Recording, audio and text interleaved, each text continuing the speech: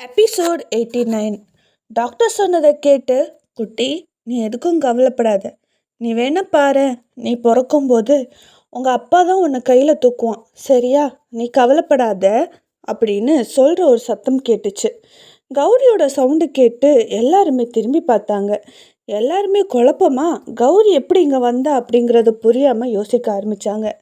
நண்பர்களோட குழப்பமான முகத்தை பார்த்த அர்ஜுன், ரொம்ப குழம்பாதீங்க, நான் தான் விஷயத்த கௌரி கிட்ட சொன்னேன். என்னதான் இருந்தாலும் அவ அர்ஜுனோட ஒய்ஃப். இந்த விஷயம் நம்ம கௌரி கிட்ட இருந்து மறைக்க முடியாது. எனக்கு புரியுது, அவள் இப்போ ப்ரெக்னெண்ட்டாக இருக்கா. அதுக்காக தான் புருஷனுக்கு அடிபட்டிருக்க விஷயமே அவள் தெரியாமல் இருந்துன்னா அது சரியாகாது. ஏன்னா எப்போ இருந்தாலும் அவளுக்கு தெரிஞ்சிடும். அப்புறம் ஏண்டா சொல்லலைன்னு நம்மளை தான் திட்டுவா. அவளை பாரு, அவள் அதுக்காக ஃபீல் பண்ணவே இல்லை. அவள் புருஷன் மேலே அவள் அவ்வளோ நம்பிக்கை வச்சிருக்கா.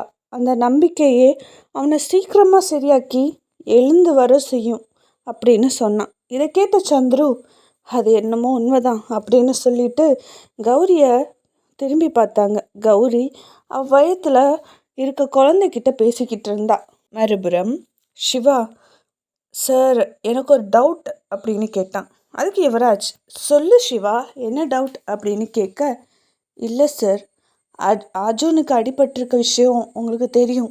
நீங்கள் அவனை ஹாஸ்பிட்டல் போய் பார்க்கல. அது யார் நடத்தினான்னு கூட உங்களுக்கு தெரியும். ஆனால் எந்த ஆக்ஷனும் நீங்கள் எடுக்கலை. ஏன் சார் அப்படின்னு கேட்டான். அதுக்கு அவ்வளோ நேரம் கம்ப்யூட்டரை பார்த்துட்டு இருந்த யுவராஜ் சிவாவை பார்த்து சிரிச்சுக்கிட்டே, சிவா, அவங்க தப்பு பண்ணிட்டாங்க தான்.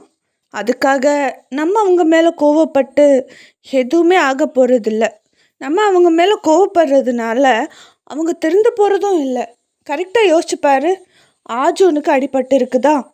ஆனால் அவனை பார்க்குறதுக்காக என்னை விட பெஸ்ட்டான நபர்கள் அங்கே இருக்காங்க. அவனோட ட்ரீட்மெண்ட்டை பெஸ்ட் டாக்டர்ஸ் வச்சு தான் நான் பண்ணிகிட்ருக்கேன். அது அவனுக்கே தெரியாது. ஆனால் கௌரியோட காதலும் நம்பிக்கையும் அவனை சீக்கிரமாக ரெக்கவர் பண்ணி கொண்டு வந்துடும். எனக்கு நம்பிக்கை இருக்குது. அது மட்டும் இல்லை, நீ சொன்ன மாதிரி இதெல்லாம் யார் பண்ணானும் எனக்கு தெரியும் தான்.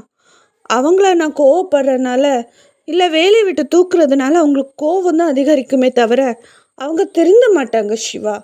அவங்களுக்கு நான் ஒரு பெரிய அடியாக கொடுக்க போகிறேன். அந்த அடியில் அவங்களால என்றைக்குமே அர்ஜுனை தொட முடியாது அப்படின்னு சொன்னான். இது எல்லாத்தையுமே கேட்ட சிவாவுக்கு எதுவுமே புரியலை. ஆனால் யுவராஜ் ஏதோ பெருசாக திட்டம் வச்சுருக்கான் அப்படிங்கிறத மட்டும் நல்லாவே புரிஞ்சுக்கிட்டான். அதுக்கப்புறமா தன்னைத்தானே சமாதானப்படுத்திக்கிட்டான். அதே நேரம், பாத்தியா, இனிமேல் அவன் வரமாட்டான், வரவும் முடியாது. பாத்தியா, நான் அவனை ஈஸியாகவே தோக்கடித்தேன். மேபி அவன் செத்து போயிருந்தா நமக்கு சந்தோஷம். அவன் பொழைக்க மாட்டான், அவன் பொழைக்கவே மாட்டான். அச்சாரன்னு ஓவராக ஆடிட்டு இருந்தால, அதுக்கான பரிசு தான் இது அவனுக்கு அப்படின்னு அரவிந்த் சொன்னான். நீ ரொம்ப நல்ல வேலை செஞ்சுருக்க. அவன் திருப்பி வர்றதுக்கு முன்னாடி நீ ஹெச்ஆர் ஆயிடு. அப்புறம் அவனால் எதுவுமே பண்ண முடியாது. இங்கே பார், இப்போ உன்னோட மூளையை நல்லா யூஸ் பண்ணிக்கோ அப்படின்னு சொன்னான். இதை கேட்ட அரவிந்த், இதுக்கு ஒரு பார்ட்டி பண்ணலாமா அப்படின்னு சொல்ல 2 பேருமே கேன்டீனுக்கு போனாங்க. மறுபுறம் ஆப்ரேஷன் தியேட்டருக்கு வெளியில் இப்போ ரொம்ப பதட்டமாக உட்கார்ந்துருந்த அர்ஜுனோட நண்பர்கள் எல்லாருமே ரொம்ப ஆச்சரியமாக கௌரியை பார்த்துட்டு இருந்தாங்க. அவள் முகத்தில் கொஞ்சம் கூட பதட்டமோ எதுவுமே இல்லை. அவள் அமைதியாக அவள் குழந்தை கூட பேசிக்கிட்டு இருந்தா. இதை பார்த்த அர்ஜுன், ஒருவேளை அவள் ப்ரெக்னெண்ட்டாக இருக்கனால எந்த ஒரு ரியாக்ஷனும் காட்டலை போல். ஆனால் கண்டிப்பாக மனசுக்குள்ளே ரொம்ப குமிரிக்கிட்ட தான் இருப்பா, பாவம். ஆனால் வெளியில் ரொம்ப நார்மலாக காமிக்கிறா, நார்மலாக பேசுகிறா. இந்த அவளால் மட்டும்தான் முடியும் அப்படின்னு அர்ஜுன் சொன்னான். கௌரி மனசில் இருக்க வேதனையை வெளியில் காமிக்காமல் எல்லாருக்குமே ஆறுதல் சொல்லிக்கிட்டு இருந்தா. அந்த நியூஸை தன் குழந்தைகிட்ட சேர்க்காத அளவுக்கு அவள் பார்த்துக்கிட்டா. எல்லாருமே அவளை ஷாக்கிங்காக தான் பார்த்துட்டு இருந்தாங்க. ஆனால் எவ்வளோ பெரிய விஷயம் நடந்துமே கௌரி ஒரு சட்டு கண்ணீர் விடலை. அது மட்டும் இல்லாமல் அர்ஜுனுக்கு ஆப்ரேஷனுக்காக அர்ஜுன் செஞ்ச அந்த விஷயத்த யார்கிட்டையுமே இது சொல்லலை. சொல்லப்போனால் அது கௌரிக்கு கூட தெரியாது. அப்போது ஒரு டாக்டர் வெளியில் வந்து, யாராவது ஒருத்தர் ஐசியூக்குள்ளே போய் பாருங்கள், ஆனால் ஹி வென்ட் டு கோமா, நீங்கள் பேசுகிறத அவரால் கேட்க முடியும், ஆனால் ரெஸ்பான்ஸ் பண்ண முடியாது. பட் நீங்கள் கொஞ்சம் கூட அழாதீங்க, ஜாலியாக பேசுங்க. கொஞ்சம் சிரிக்க வைக்கிற மாதிரி பேசுங்க, ஜாலியாக இருங்க. அழுற நீங்கள் அழுதிங்கன்னா கண்டிப்பாக அவரும் உடஞ்சிருவார்.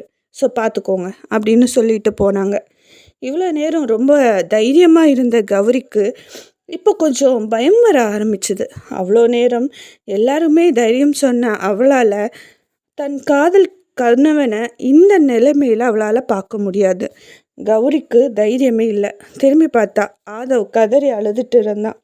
அர்ஜுன் அவனை சமாதானப்படுத்த முயற்சி பண்ணான். இதை பார்த்த கௌரி அவன்கிட்ட போய், ஆதவ், உனக்கு உன் அண்ணனை பற்றி நல்லா தெரியும்ல?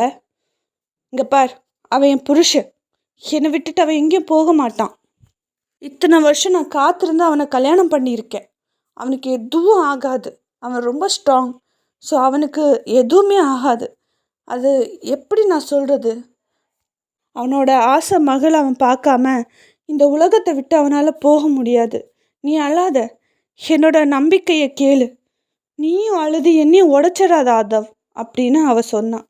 மறுபுறம் ஹாஸ்பிட்டல் ரூமுக்கு வெளியில் கல்பனா ரொம்ப சந்தோஷமா யாருக்காகவோ காத்திருந்தா.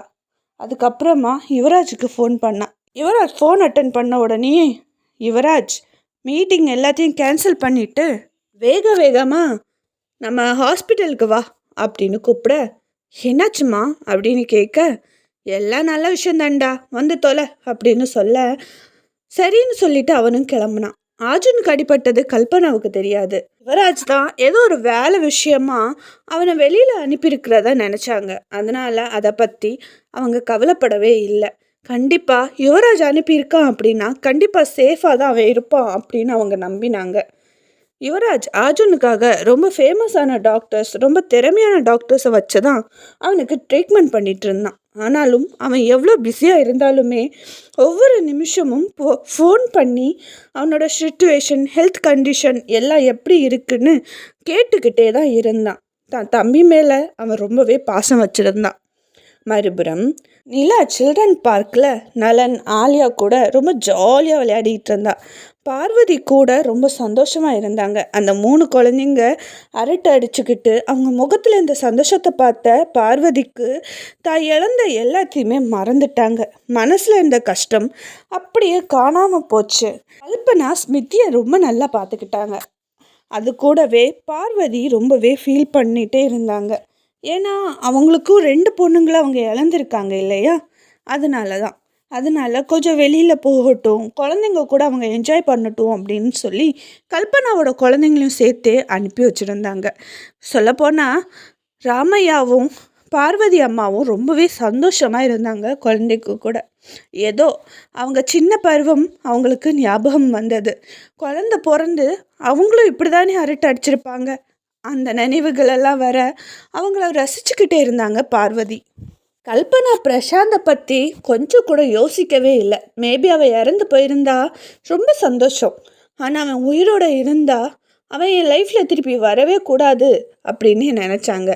அவனை பற்றி எந்த ஒரு யோசனையும் இல்லாமல் அவங்க வாழ்க்கையை ரொம்ப சந்தோஷமாக இருந்தாங்க. சொல்லப்போனால் லக்ஷ்மி காயத்ரி அனுபவித்த எல்லா கஷ்டமுமே அவ்வளோ கஷ்டம் அனுபவிக்கலைனாலும் சின்ன சின்ன கஷ்டங்களை அனுபவித்தாங்க தான். நிலா கூட எல்லாருமே ரொம்ப ஜாலியாக விளையாண்டுட்டு இருந்தாங்க. ஆனால் நிலா தான் அண்ணனை ரொம்பவே மிஸ் பண்ண ஆரம்பித்தா. ஆனாலும் நலன், ஆலியா கூட ரொம்ப ஜாலியாக விளையாடிக்கிட்டே இருந்தா. அப்போ திடீர்னு நிலா ஊஞ்சலில் விளையாடிக்கிட்டு இருக்கும்போது ஏதோ ஒன்றை பார்த்து அவள் ரொம்ப பயந்து போய் ஊஞ்சலிருந்து தடுமாறி கீழே விழுந்தா. உறவு மலரும்.